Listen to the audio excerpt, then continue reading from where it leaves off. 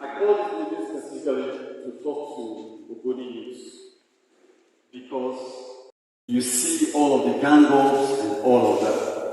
But many of you do not understand what's going on, and many of you do not understand, or you may be a bit confused about what MOSOP actually stands for. This struggle was launched in 1990, but took off in full swing in 1993, precisely January 4th. And the essence of this struggle was to challenge the underdevelopment that Ogoni faced. The basic reason why this struggle was launched was because of the deprivations. And this struggle was basically to say we have to address those deprivations. And we moved on and moved on and moved on. And at some point, we lost our bearings. And it became like a meal ticket. Are you listening to me? Yes. You've read the document that was circulated on the Ogoni Development Authority. We need to understand, young people, that we cannot continue to have an Ogoni where you go to school and you wake up in the morning and you cannot find one company where you can even submit a curriculum design to seek a job. And we are in a struggle. That means we have lost our focus. I'm here to tell you today that basically what we should be pursuing is to address that underdevelopment, which was basically the foundation of this struggle. Are you listening to me? Yes. Yes. We cannot continue to be available for people to exploit. So we are here fighting, we are here struggling, we are here agitating. We are here to keep the name of Ogoni, to sustain the struggle of Ogoni. But that struggle is only feeding a few people. What happens to our young people? What happens to job creation? What happens to building infrastructure? What happens to all of that? The only way out is that the resources of Ogoni must be committed to Ogoni development. The resources that come out of Ogoni a portion of it must be committed to Ogoni development. That is where the future lies. The future does not, yes. The future does not lie in me just traveling, or being in hybrid, or taking an appointment in government. So, all of you will be coming to my house. If you have an issue, you come to me. You can't find a job. You are available during elections. You're looking for somebody that can give you money so you can help him win elections. Because you don't have a job. You will have been working. You will have been in the workplace working. But because that's not there, you're just there to be exploited. We must put that to an end. And I'm saying that, and I say it again. Anybody who tells you that this struggle was all about resisting and fighting government is missing it. Anybody who tells you that this struggle was all about, so you become a president of MOSOP, you become a strong president of MOSOP when you can fight government. No. Our future as Nigerians depends on the decisions that our governments make. And so it is our duty to dialogue with the system and tell the system, look, we have capacity. This soil that me and you work on has capacity to produce 500,000 barrels of oil per day. If you translate that into dollar, it is 500,000 times about $90, which is the value of, the price of oil today, about $90, that is about $45 million. When you convert that to Naira, you're talking about something like 47 billion Naira every day. That is what Ogoni can produce. So tell me, why will Ogoni have capacity to generate that kind of money? And me and you cannot find jobs because we are unable to discuss with government about the future of Ogoni. I tell you today, nobody should be telling you no to this, no to that, no to this. No.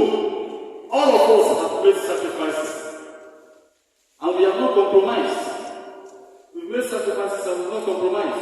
That's why we are here.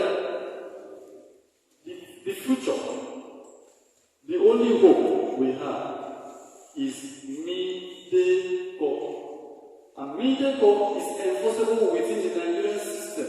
And Mide-ko simply means 20% of our resources to be committed to our development. And I tell you, if we get that done properly, in the next 5 years, you will look for a poor man in this land, you will not find. That's the truth. You will look for a poor man in this land, and you will not find. All this trouble will be a thing of the past. All of this trouble will be a thing of the past, and MOSOP will have achieved its goal 100%. That is why I'm calling you, because you're representing different villages, you're coming from different villages to this meeting. You want to you take this document that is in your hand, read it very well, and pass the message on. We must, as a matter of, it is extremely important that we allow development in this land. Because we are having young people who cannot compete with the rest of the world. How do you compete when you cannot find a job? You go to school, you come back. I was going to home the other 2 days ago, and I met one young man at Bori-Ogoni Junction. I know him. He studied accounting at the University of Port Harcourt and in the University. And right now, he is doing a voluntary work. They call it community police. They don't pay them. He doesn't have a job. He will be doing that if he has a job. We can't go on like that. We are 31 years into it.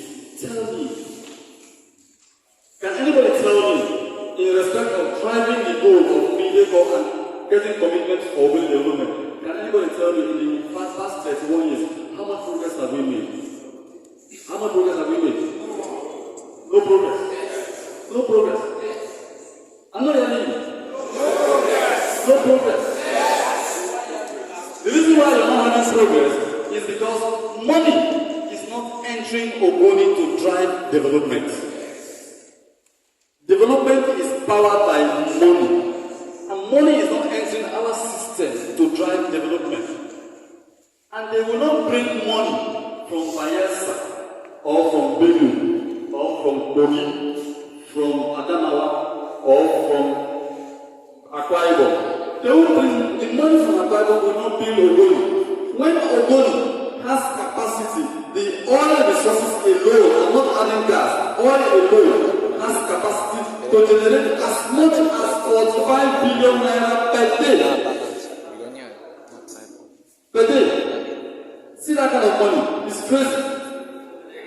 It's crazy. You translate that into 1 year. You imagine it. You know, this is the comment. Banana madness. Banana madness. So it becomes go. I'm telling you here today that the first thing we must do is to negotiate Mide-ko for Ogoni and let our resources come out. We get our own, build our own future, and we move on. We cannot, there is no hope the way it is. We can't go on like this. Ogoni cannot remain like this. Are you listening to me? Ogoni cannot remain like this. And we will be matching money, resources that can transform our lives. We are matching it. We can't go on like that. This is our first meeting for, probably our first meeting since I became president. So this is the first youth congress we are having. We will continue to engage. I will come to your villages. I'll come to your villages. I'll come to your chapters. Please, you just need to understand. We have to do it and get it right. There is no alternative. We don't have a better alternative. We must get this right. The goal of this struggle, the goal was Ogoni development. The protest of MOSOP was a protest against underdevelopment. It was an agitation against development. We must make sure that we win development. Yes. So, I want to say again, yes, we've lost people. We've lost so many persons. For example, we lost people, beautiful people like Edward Ogoni, but the name of it, you know, I need personally, and several others.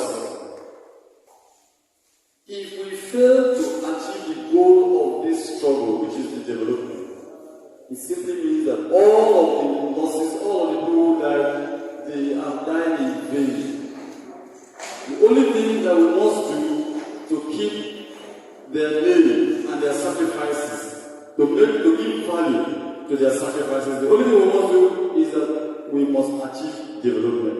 And I'm telling you today that development lies on this soil you are marching. That resources that is under you, that you stand on, is the future. That is what will build the factories. That is what will build the infrastructure, the schools, and the healthcare.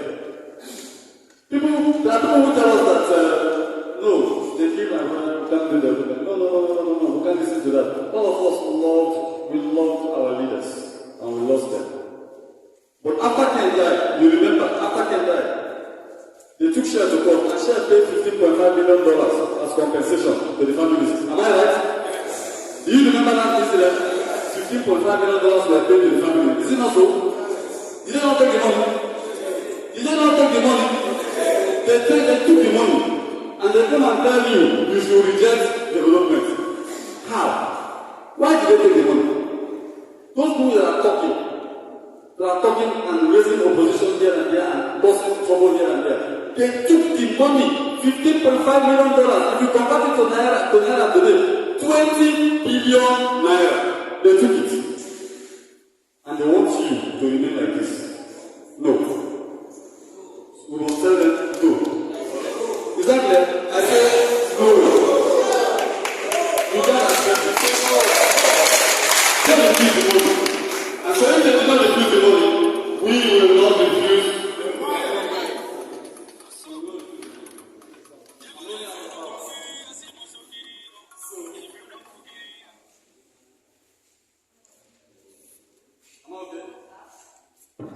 Alright, so I thank you very much today. Please take the message home. You understand this and understand me now. Provide me, because we cannot continue this business. We can't continue like this. Ogoni cannot remain like this.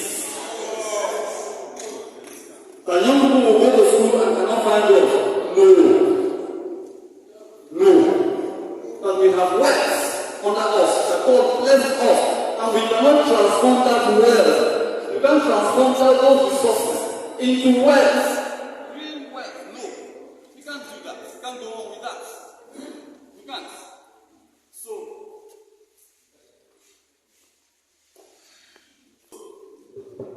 So thank you very much. I will leave it here. I think the message is very clear and you understood it. Take it home.